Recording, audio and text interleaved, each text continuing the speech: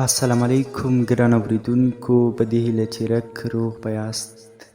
یو ځل بیا هم ستاسې په درانه حضور کې له بېلتون وروسته د ناول له 15مې برخې سره حاضر شوم. په دې هیله چې تر پای مې ملتیا وکړئ. د تېرې برخې وروستي لفظونه: دلل مې د غمونو او دردونو نه او د هغې له مینې نه یې مور هم خبره شوه. پلار او مور یې ډېره د هغې په دې حالت خفه ول. تل به یې د هغې د خوشحاله کولو لپاره پلمې جوړولې، خو دلل مې ژوند له خندا سره ناشنایي پیدا کړې وه. پلار به یې په دې فکر کې شو چې دلل مې حالت همداسې دوام پیدا کړی، نو خدای مه کړه لیونۍ به شي. په همدې اساس یې د ټولې کورنۍ په مشوره د هغې نوم لیکنه په یو پوهنتون کې د هغې د خوښې په پوهنځي یعنې ادبیاتو پوهنځي کې وکړه. خو لل مې د دنیا او د ژوند کولو نه کرکه راتله. خپل ځان او ژوند ورته یو دروند بار ښکارېده، مګر دومره کړاوونو سره بیا هم د لل مې له خولې نه د مرګ سوالونه کله هم نه وتل، ځکه للمه یو با ایمانه او با تقوا نجلۍ وه. هغه پوهېده چې مسلمانان په دې نړۍ کې د کوم مقصد او هدف لپاره پیدا شوي. خدای پاک چې هیڅ د انسانانو عبادت ته اړتیا هم نه لري، ولې دا نړۍ پیدا کړې؟ ولې ځمکه، اسمانونه، کائنات او په زرهاو موجودات یې پیدا کړي؟ او بیا د ځمکې پر سر یې انسانان اشرف المخلوقات ګرځولي. دا چې د دنیا نعمتونه، غمونه، خوښي، شپه او ورځ، جنت، دوزخ او کافر مسلمان په کومه موخه او مقصد پیدا شوي، للمه تر یو حده په دې هر څه پوهېده. ځکه لل مې د ښوونځي تر څنګ دیني زده کړې هم حاصلې کړې وې. د ورځو په تېرېدو للمه په دې ټکي ته متوجه شو چې مور او پلار یې څومره د هغې لپاره ځورېږي، او د ورور د دوکان په خرڅلاو کې څومره کمي راغلې. په نه زړه یې پوهنتون شروع کړ او تر څنګ یې د جامو په ګنډلو هم پیل وکړ. له درسونو سره یې هېڅ دلچسپي نه درلوده. په پوهنځي کې ډېرو نجونو هم په زده کړو بوختې وې، خو لل مې د هسې یوې سره هم ملګرتیا نه کوله. پرته له ضرورته به د چا سره نه غږېده. ډېرو نجونو به هغه په خپل ښایست مغروره ګڼله. د هر چا به چې په لل مې نظر پرېوت، نو تر ډېره به یې سترګې ترې نه شوی اړولی. او اوښکو د هغې د خرمۍ رنګو سترګو ځلا تته کړې وه، مګر لا هم دومره اثر او تاثیر پکې پروت و چې زړونه یې درزول او د خلکو توجه به یې جذبوله. هر ځوان به چې للمه ولیده، نو له هغې سره به یې خبرې کول غوښتل. خو د لل مې سنګین خوی، د هغې حجاب او حیا ته په کتو چا د دې کار جرأت په اسانۍ نه شو کولی. هغه خبرې چې د لل مې په زړه کې وې د اصغر لپاره، هغه ټولې به یې په کتابچه کې لیکلې. هره شپه به یې د هغه له تصویر د زړه خواله کوله او د هغه له تصویر سره به یې خبرې کول غوښتل. او همداسې په سلګیو د هغه له تصویر سره ویده شوه. د هغه رومال یې هېڅ له غېږې نه لرې کاوه. هره شپه د هغې په بوی کولو به ویده کېده. په اصغر ځمکه او اسمان یو شوي ول. په زړه یې د غرونو په شان غمونو ځای نیولی و. د لل مې لټون هغه د ژوند له ټوله روزګاره ایستلی و. هر ځای ته به پرته له کومې ویرې او خطرې په شپه او ورځ، باد د باران، تود لمر او په لوږه او تنده کې به روان و. هیله تل د دې پوښتنې د ځواب په لټه کې وه چې اصغر ولې داسې ورځې نه بلې ته لکه د واورې په شان ویلې کېږي؟ آخر هغه کوم درد او غم دی چې هغه دومره ځوروي؟ خو د بل چا سره آن زه چې خپله مېرمن یې هم یم نه شریکوي.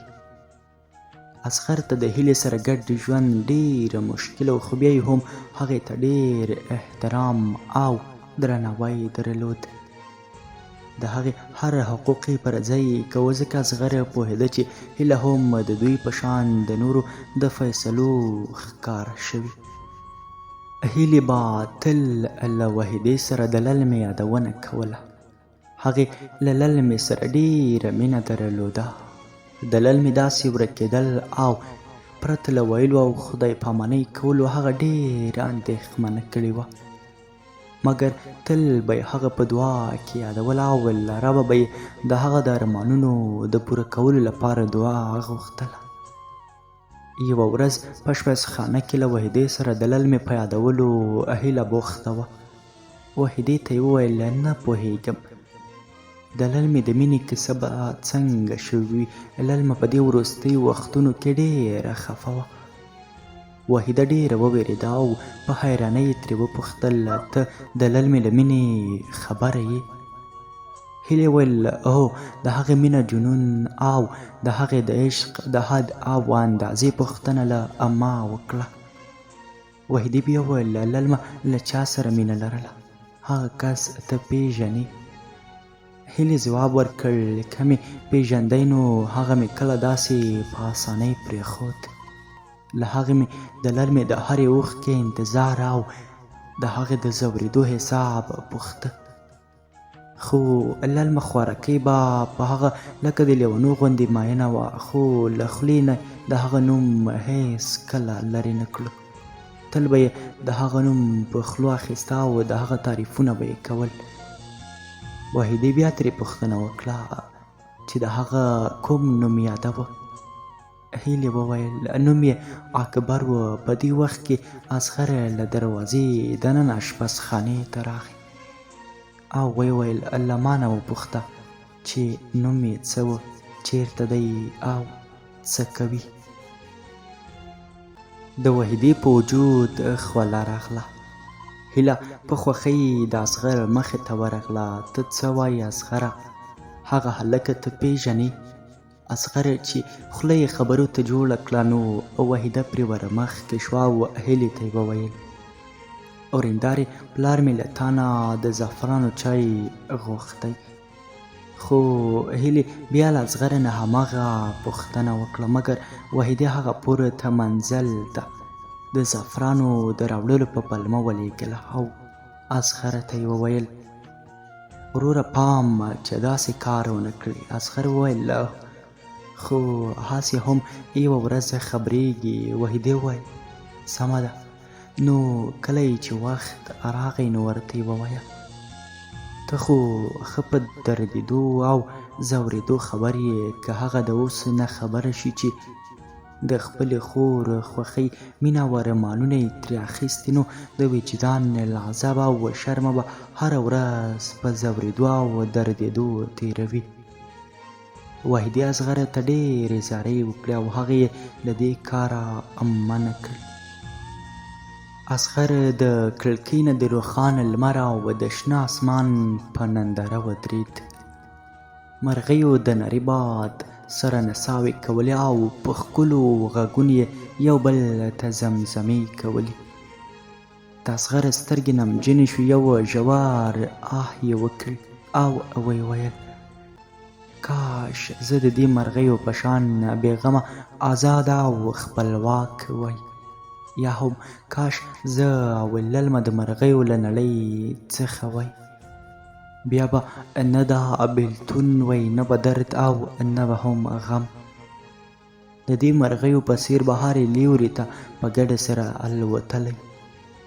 وحیدې هغه ته د تسلیت په توګه وویل وروره صبر وکړه، ناهیلی کېږه مه، ځکه ناهیلي په خپله د بدمرغیو زېږنده مور ده. خدای ته د دعا لپاره ډېرې ټینګار کوه. خدای هم غیرتي او مهربان ذات دی. ضرور به دې عرض پورته کړي. او اصغر ترخه موسکا وکړه او ویې ویل خدای پاک ما د للمې په ذریعه امتحانوي. بس له خدایه په خپلې کمزورۍ صبر او کامیابي غواړم، تر څو چې ژوندی یم د للمې د غوښتو او د هغې له پیدا کېدو به مخ وانه اړوم. تر هغې به یې ترې غواړم تر څو چې یې راکړې او پیدا کړې نه وي. پرته د للمې نه زما د ژوند مثال هغه ماهي ته ورته دی چې له سمندره یې راوباسي، مګر زه بیا له ماهي هم بدتره یم، ځکه هغه ژوند د بایللۍ او کړاو څخه خلاصیږي. خو زه به تر کومې ځورېږم او په دې کړاو به ژوند تېروم. هیله له زعفرانو سره په بیړه اشپزخانې ته راغله، خو اصغر ترې په ځینو پلمو ځان خلاص او نه خبره کړ. اصغر به تل په جیب کې د للمې تصویر ساته، د هغې خطونه او هغه ژمنې به یې چې پکې لیکلې وي په بار بار لوسته او زړه ته به یې پرې ډاډ ورکاوه. هغه په کور کې ډېر نه اوسېده، له پلاره یې جلا په خپلو شخصي روپیو یو کوچنی شرکت د برقي صمالاتو جوړ کړ. په هفته کې به یې 2 شپې په کور کې وي او نور به په خپل شرکت کې اوسېده او هیلې ته به یې کاروبار پلمه ګرځوله. خو هیله پوهېده چې اصغر له دې نه او له کوره لرې اوسېدل غواړي، هسې کاروبار پلمه ګرځوي. هیله به تل کوشش کوو چې د اصغر د دې غمونو او ژور فکرونو علت معلوم کړي. تل به یې د کورنۍ له غړو د خبرو اخیستو کوشش کوو، مګر د اصغر د پلار له ویرې چا د للمې نوم او یا هم د اصغر او د للمې مینې راز نه بیانوه، او یا هم په دې هکله یوه کلمو ویلو جرأت چا نه درلود. یوه ورځ یې سیده له وحیدې وپوښتل او ویې ویل داسې خو نه ده چې زه اصغر نه پیژنم، هغه زما د ماما زوی دی او د ماشومتوب څخه یې پیژنم. له واده او کوژدنې مخکې هغه څومره خوشحاله او عادي انسان و چې هغه سور او سپین و، خو اوس یې نه په شونډو مسکا شته او نه هم هغه چاغوالی او رنګین مخ. وحیدې ته راته ووایه که نه چې آخر هغه کوم درد چې اصغر دومره ځوروي څه دی. هغه زما ډېره درناوی کوي او حقوق مې پوره کوي، خو ما یو ځل هم نه دی لیدلی چې اصغر راته د زړه په سترګو وګوري. له 1 کال څخه مو زیات وخت د واده تیر شو، نن سبا به پلاره هم شي، خو بیا هم هغه چې زما څنګ ته راځي نو لاسونه یې رپېږي. ما تر اوسه پورې د هغه فکري او قلبي توجه نه ده لیدلې چې ما ته یې کړې وي. دا چې یو سړی له خپلې مېرمنې تښتي نو 2 علتونه لري، چې یا به مېرمن کوم مشکل لري او له هغه سره صادق نه اوسي، خو زه په ځان کې کوم مشکل نه وینم، نه هم هغه ته په ټګۍ برګۍ کې یم. نو کیدای شي چې اصغر په هماغه 2یم علت کې وي، دا چې زه د هغه په زړه کې نه ځایېږم، نو ضرور د هغه زړه ډکه دی او بل چا نیولی. زما په ژوند کې خو اولین کس اصغر دی، خو د اصغر له دې رویې ښکاري چې هغه د بل چا سره مینه لري. وحیدې ورته وویل هر ډول خبرې چې د خولې ته راشي نو وایې، داسې هیڅ خبره نشته. ورور مې لوی شرکت لري، کاروبار کې وي شپه ورځ، خو دلته په کور کې تا ته نشي پاتې کېدای. د هیلې فکر تل دا خبره ګرځېده چې ماما یې ولې هغه په دومره تلوار وغوښتل او بیا یې مور د هغې دستمال ورکړ. هیلې ته ځان ډېر کم او بې ارزښته ښکارېده او دې فکر ډېره ځوروله چې کېدای شي زما واده له اصغر سره په زوره شوی وي او زه په هغه په زوره تپل شوی وم.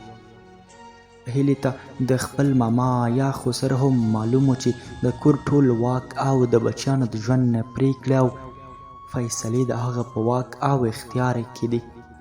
بل څوک د دې حق نه لري چې د خپل ژوند پرېکړه او یا هم انتخاب په خپله وکړي. کابل یو ځل بیا د ناوې په شان په سپینې واورې پوښل شوی و. خلک له ځنډ بعد د واورې ورېدو ډېر خوشحاله کړي ول. په کابلیانو کې یوه خبره چې وایي کابل د بې زرو وي خو بې واورې دې نه وي. شپه ښه پوخوالي ته رسېدلې وه. د للمې پلار په بامونو وګرځېد چې هسې نه واوره پرې ډېره نه شي، خدای مکړه کور به راچپه کړي، خو هغومره نه وه سترګې د للمې په کړکۍ ولګېدې چې روښنایي ترې راتلله. حیران شو چې په دې وخت کې روښنایي څه کوي. که کوټې ته ور نږدې شو نو د خبرو او بونګېدو غږ یې واورېد. ژر یې دروازه ور خلاصه کړه. للمه ووېرېده، له ځایه پورته شوه او پلار ته یې وویل: پلاره، په دې وخت کې دلته څه کوي؟ پلار چې پر للمه ولګېدلې تلویزیون نظر پرېوت، یو دردناک آه یې وکړ او ویې ویل: لورې، له دې شوګیرو او دردونو ستړې نه یې؟ څه کېږي؟ د خپلې کورنۍ د مور او پلار لپاره دې له فکرونو غمونو لرې کړه. طبیعت ته وګوره، ټول تا ته په خندا د ژوندانه د آرامۍ لپاره اسباب راټولوي. غرونه ستا د لوړ همت د هرکلۍ لپاره هارې لیورو ته ولاړ دي. لمر هره ورځ له ځان سره د ژوندانه یو بې شمېرې هیلې راوړي. ځمکه خپل ارمانونه د ګلونو په پاڼو کې در وړاندې کوي. ستا په ژوند کې یوازې ازغره نه دی، موږ هم یو. لورې، زموږ لپاره له دې غمونو سره خدای پاماني او ودا وکړه. ته لا ژوندی نو ژوند وکړه. دا ګونګه خوله او آرامه کېدل د ګورو مړو ته ورته پرېږده. للمې خپل سر ځوړند نیولی و، خپلې سترګې پلار ته نه شوی ور پورته کولی، ځکه د هغې په سترګو کې پښتنه حیا وه. پلار یې په سر چپ کړه او له مخ نه یې اوښکې ور وچې کړې. للمې له هغې وروسته بیا خپل هر درد، غم، اوښکې او ژړاګانې له ټولو پټې او د ځان سره ساتلې. د خپل مور او پلار د خوښۍ لپاره به یې هسې په ظاهر کې ځان خوشحاله او بې غمه ښکاره کوو. دننه په زړه کې هماغه خزان وهلې للمه وه. د خپل پلار لپاره یې درسونو په لوستو هم پیل وکړ او همداسې قرار له درسونو سره یې دلچسپي هم پیدا شوه. للمې ډېرې ښکلې لیکنې هم کولې. د وخت په تېرېدو یې مقالو او پر موضوعګانو لیکنې یې د ډېرو پام او توجه ځان ته واړوله. د ښوونکو او شاګردانو برسېره د پوهنتون ادارې هم د للمې لیکنې خوښولې چې څو ځلې ورته د ادارې لخوا ستاینلیکونه هم ورکول شول. للمې په لنډ وخت کې د پوهنتون پر مټ او د کورنۍ په تشویق له یوې مجلې سره په دنده پیل وکړي. د هغه د لیکنو فصاحت او ښکلا دومره ډېره وه چې هر لوستونکي په پوره فکري توګه سره لوستو ته جلبولو او د لوستو لیواله کېدلو. للمې دوباره د هغو جامو ګنډلو ته مخ کړ کومې چې زموږ کلتور او دودیزې افغاني جامې وې. للمې هغه پخوانی ډیزاین په نوي ډیزاین سره طرحه وګنډلې او کابلۍ نجونو یې ډېرې خوښولې. د ورور دوکان یې بیا د پخوا په څېر شو او ښه بازار یې پیدا کړ، تر دې چې دوکان یې له خپل شریک څخه واخیست او ټول یې په خپل نوم کړ. د ځای په بدلون او په ژوند کې د ډېرو پرمختګونو سربېره انسان که د نړۍ هر کونج ته والوځي هم هماغه انسان دی. د زړه پرهرونه، غمونه او کړاوونه له هغه سره هرې لیورې ته یو ځای لوځي. خو ځینې وخت د ځای په بدلون کېدای شي کوم درد درمان شي، خو بعضې زخمونه هیڅ درمان نه وي. که ټول ژوند ګل ګلزار شي، بیا هم دا تشه نشي ډکولی او نه یې هم درمان کولی شي. ورونو به یې للمه په یو بل ډاکټر ګرځوله تر څو د هغې مرض رنځېږي چې نړۍ هېڅ ډاکټر تر اوسه د هغې په درملنې نه دی توانېدلی. ورونه یې ناخبر وه چې د للمې په ځوانۍ د مینې او بېلتون شمال لګېدلی. للمې به د خپل زړه درد په قلم او کاغذ د شعر په ژبه بیانوه. په مجله کې شعرونه د لوستونکو د پام وړ وګرځېدل او مجلې ته یې ځانګړې او ښکلا ورکړه. د ژمي موسم او سړې هواګانې د خدای پامانۍ په حال کې وې. په طبیعت کې د پسرلي څرک تر سترګو کېده.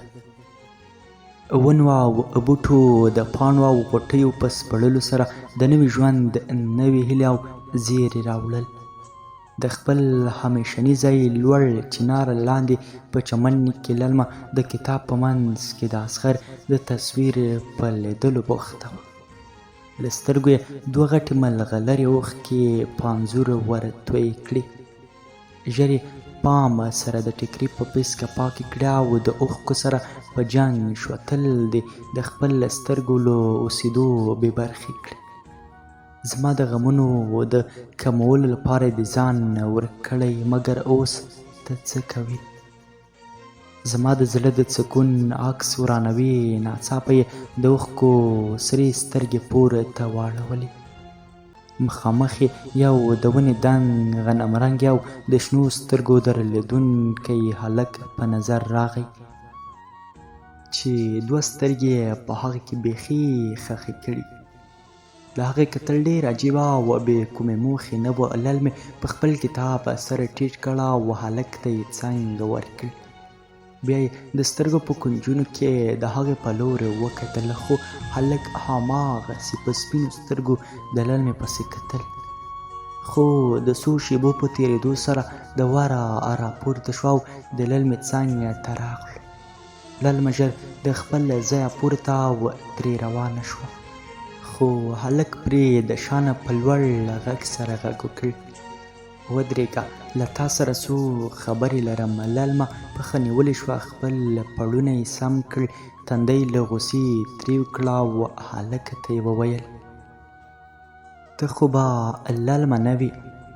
للمې په حیرانۍ د هغې څېرې ته وکتل. ته ما له کومه پېژنې؟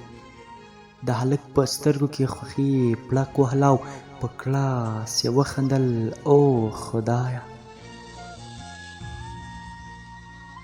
ګرانو اورېدونکو، دا و له بېلتون وروسته د ناول 15مه برخه. تر بیا ورتلونکې برخې تاسې په پاک او مهربان رب سپارم.